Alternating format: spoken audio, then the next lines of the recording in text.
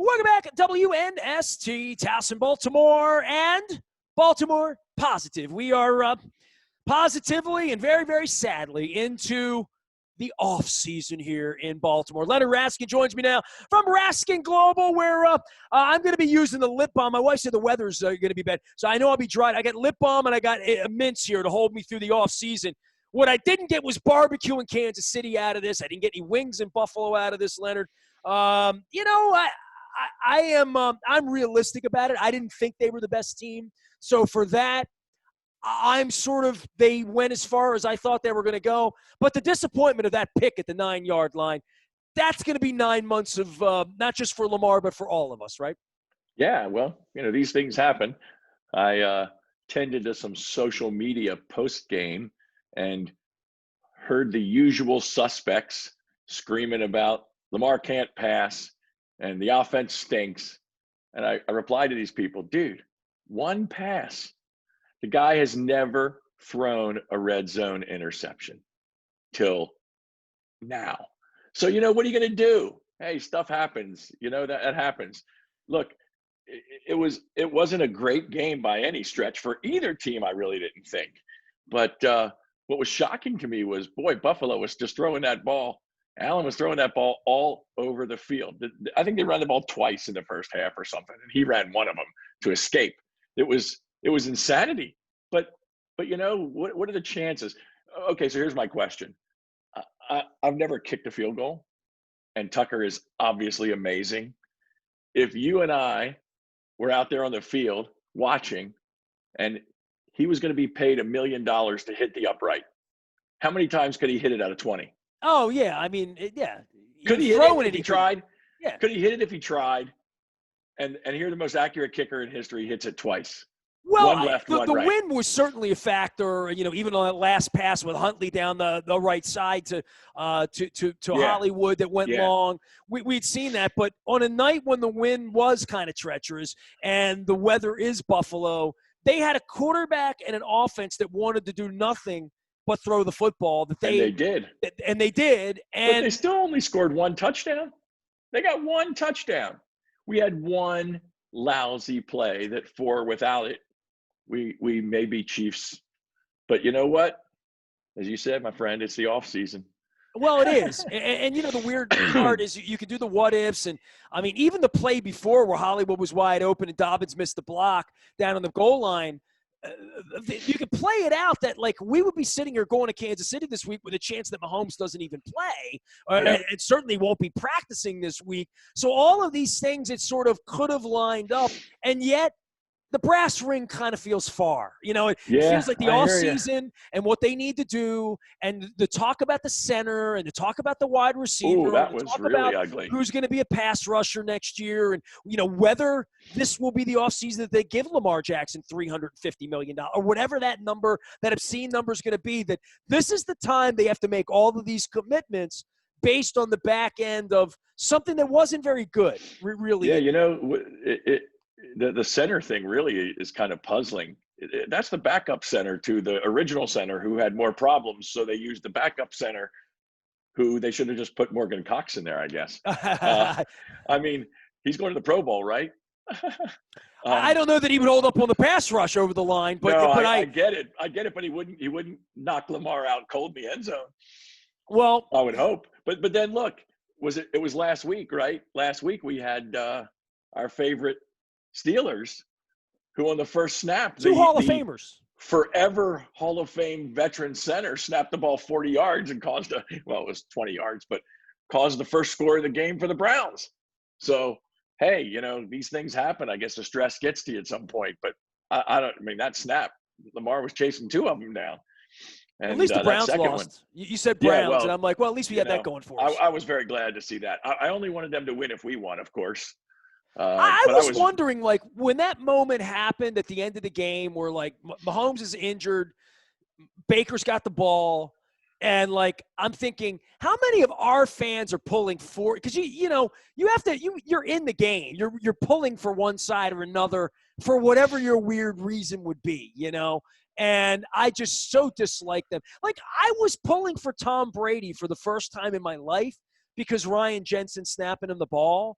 Yeah. And I don't have any affinity. I don't really like Sean Payton. And I like Drew Brees enough to like Drew Brees, but I can't get past Payton for some reason. So I found myself rooting for the Buccaneers because that's what you do. But I definitely found myself rooting against the Browns, and I'm proud of that. And I at Yeah, least wanted to. I was all against the Browns since we lost. Once we lost, I really didn't care. But I didn't think anybody was going to beat the Chiefs. I still don't think anybody will beat the Chiefs. Uh, if Patrick Mahomes is playing, then that game is the Chiefs. I don't care where they play it. I don't care how many times they play it. There's just something about that guy. Oh, but that hit. I didn't see the hit. I must have missed something. I watched it on the replay and the replay and the replay. It looked like his face hit the ground, but they said he got hit in the back of the head. I didn't see where. Well, when Lamar went out, I saw right away what Oh, happened, and yeah. nobody was talking about that. And I'm like, he hit his head. You know what I mean? Yeah. And I think something to watch for all of this is how this is a big week for the league in having him on the field or off the field. And even the aftermath of the game, I saw Jay Glazers was, well, he'll be fine. They think he's going to be fine. I'm like, the hell do they know about how his head's going to be the next day or 2 days later? They don't I have a just clue. know he's the best player in the sport, and I Yeah. know the league wants him out there on Sunday night, and I want, we all want him out there on Sunday night. Well, how about him tweeting? How about him tweeting from the locker room? Anything's possible. Yeah, there you go. Yeah. Well, Chad Henne was the name He that was stepped the up. Joe Flacco guy, right? He So stepped up. we have a little history. I'll tell you what, our backup quarterback, our fourth string quarterback, He looked good. little air under the ball with Hollywood. We might have been talking about a fun little story here with Tyler Huntley as well. Leonard Raskin is here, Raskin Global. He helps you with your money, and certainly has been doing that for 3 decades now here for people in here. Tell everybody about what you do out there with money, because I think we're into this year now and the new president, all this stuff going on. Safety with money is paramount right now because most people don't have much of it. Yeah, well, I'll tell you, we make sure that everything you have is doing what it's supposed to be doing for you. And mentioning a new president, we've got inauguration worries from a lot of clients. I will tell you a quick story. 4 years ago, actually it was 4.25, give or take, whatever. Right before the election last, I had clients calling me saying, "We got to get my money out of the market. We got to sell everything. Trump's going to win." I said, "Don't panic. The world will be okay.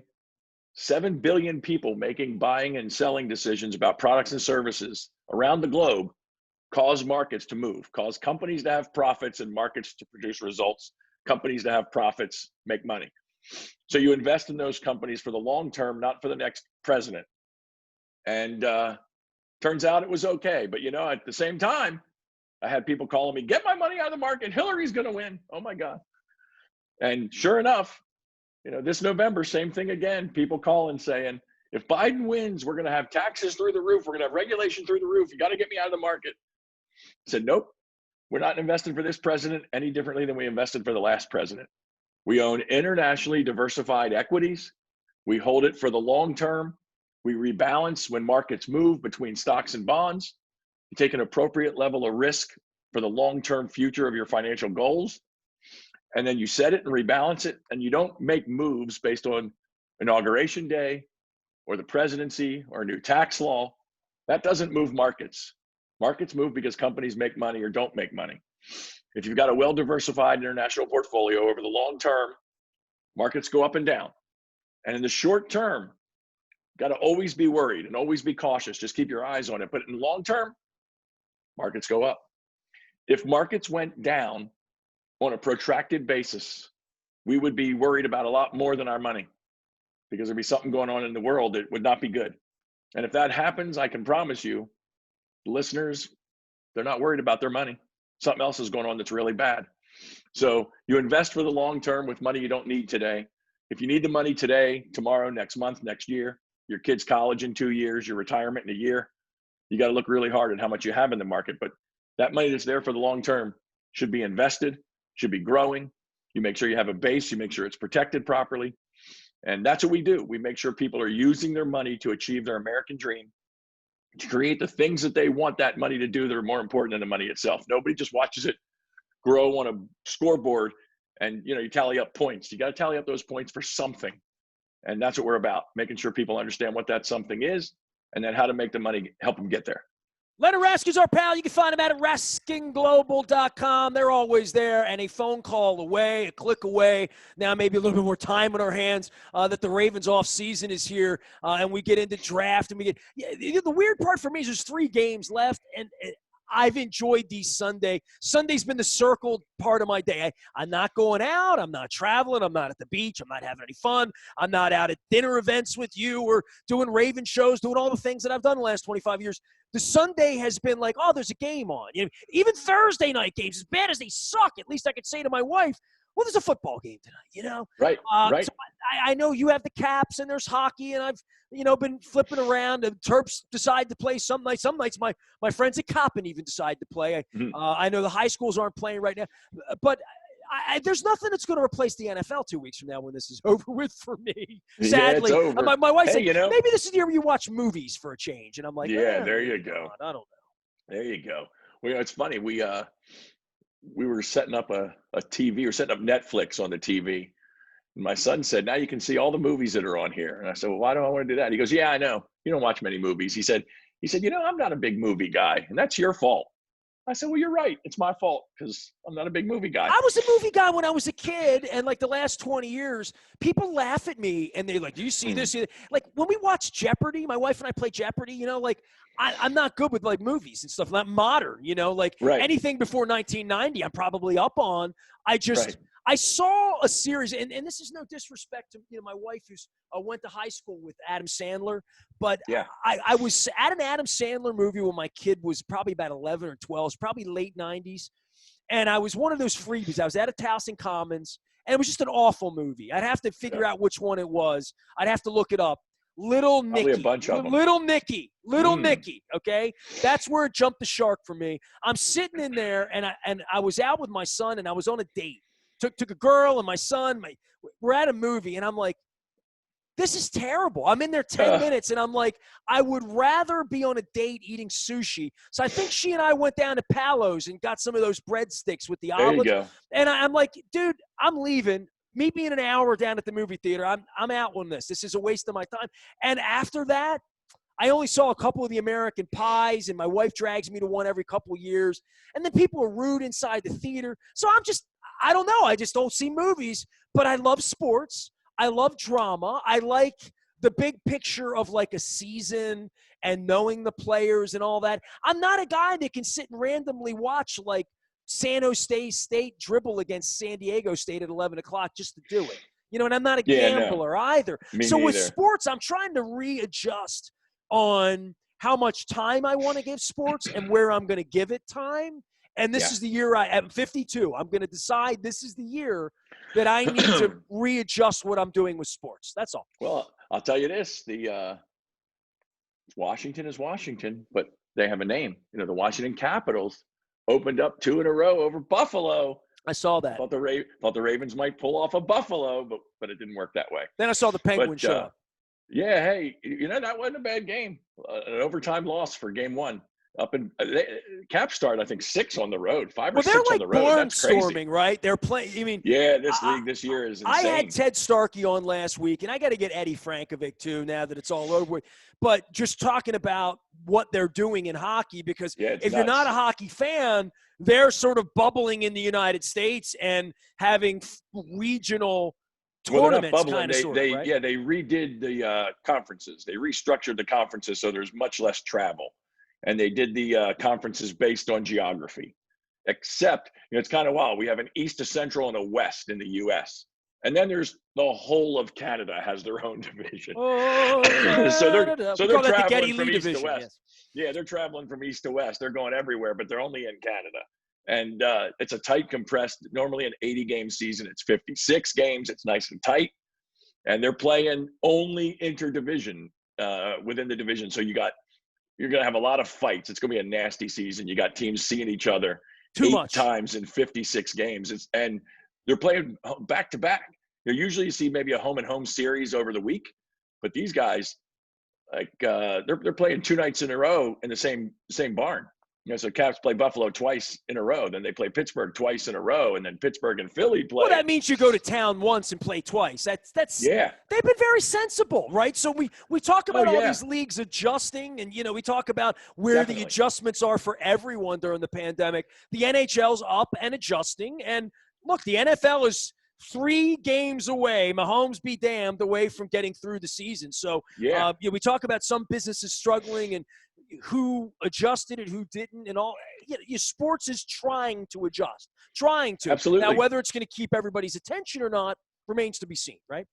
Yeah. Well, I noticed Buffalo had some fans in the stands. Green Bay had some fans in the stands. I think the Saints had some fans in the stands. So a little bit of people coming back. It at least gives some aura to the building.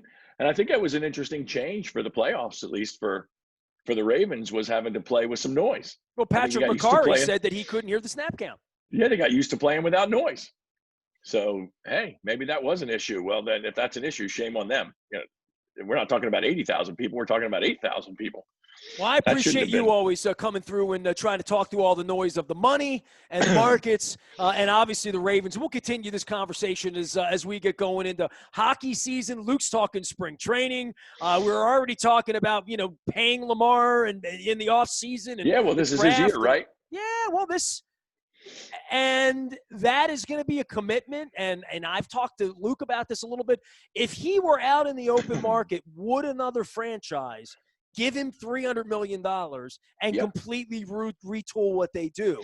It's a fascinating argument. Oh, I don't know about that. I don't know about that. That would be the hard thing. They'd have to set up a team to play for him. And we're set up for him. And if you don't, what do you got? Well, you got no draft. You got no draft. They're already in that mode that this is what they are. Right. And they've made the playoffs and they've won games. They believe they're going to win a championship with Lamar. And when they write that check, you'll know that they believe it. Bisciotti, Harbaugh, be right. I mean, follow the money. It's like budgets in America, right? Right. Your heart says one thing. Show me what your budget says. That's right. That's right. Follow the dollars, man. Where you spend your capital or where you spend your time. That's exactly right. In our lives, we find out what's really important because you spend your time there, you spend your money there.